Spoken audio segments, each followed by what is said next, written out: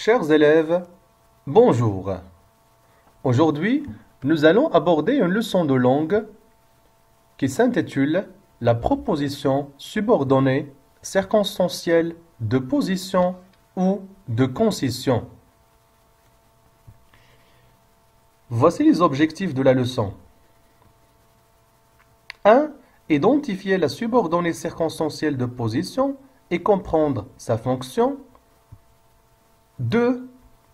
Distinguer les subordonnants qui entraînent le mode subjonctif de ceux qui entraînent le mode indicatif et les utiliser convenablement à l'oral et à l'écrit. Commençons d'abord par l'observation de ces deux exemples. La phrase 1. Bien que Ali soit fatigué, il continue à travailler. La phrase 2. Même s'il est intelligent, il n'a pas pu résoudre le problème. Nous allons d'abord identifier la proposition principale et la proposition subordonnée dans chaque exemple. Commençons par la phrase 1.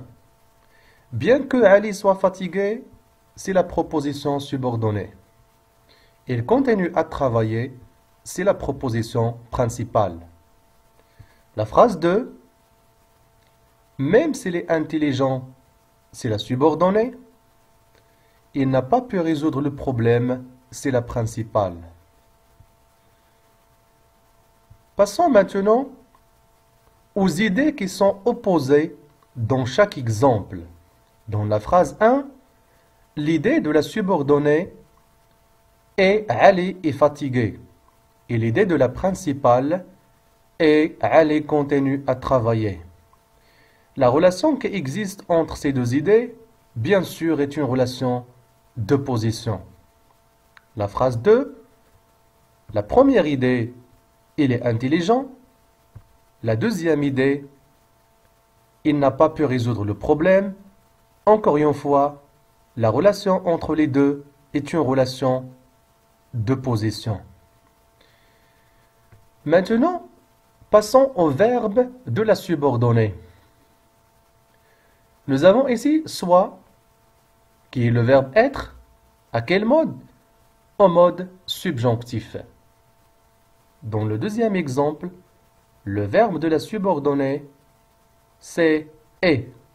Toujours le verbe être, mais cette fois au mode indicatif. Dans la première phrase, nous avons utilisé le subordonnant bien que. Bien que plus le subjonctif.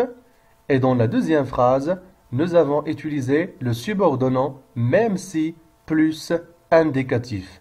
Bien sûr, il existe d'autres subordonnants pour exprimer la concession. Voici un résumé de tout ce que nous avons expliqué sous forme de tableau. Pour exprimer la concession, on utilise des subordonnants, même si alors que plus le mode indicatif, bien que, quoique, plus le mode subjonctif. Bien sûr, il y a d'autres moyens qui expriment la concession ou l'opposition. On peut exprimer une idée de concession par malgré plus un groupe nominal. Groupe nominal, ça veut dire déterminant plus non. Exemple, je sors malgré la pluie. La pluie, c'est un groupe nominal. Là, c'est un déterminant. Pluie, c'est un nom.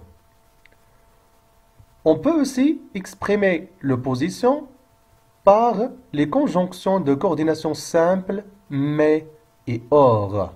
Exemple, il est doué mais un peu timide. On peut également utiliser les adverbes portant, cependant, toutefois, pour exprimer l'opposition. Exemple, le feu est rouge, pourtant, l'automobiliste ne s'arrête pas. Voici maintenant des exercices pour bien s'entraîner. Dans le premier exercice, il s'agit de souligner la proposition subordonnée de concession. Dans l'exercice 2, il s'agit d'exprimer une idée de concession en variant les moyens. L'exercice 3 consiste à exprimer une idée de position à l'aide de malgré plus un groupe nominal selon l'exemple. Dans le dernier exercice, vous êtes appelé à exprimer la concession à l'aide d'un adverbe.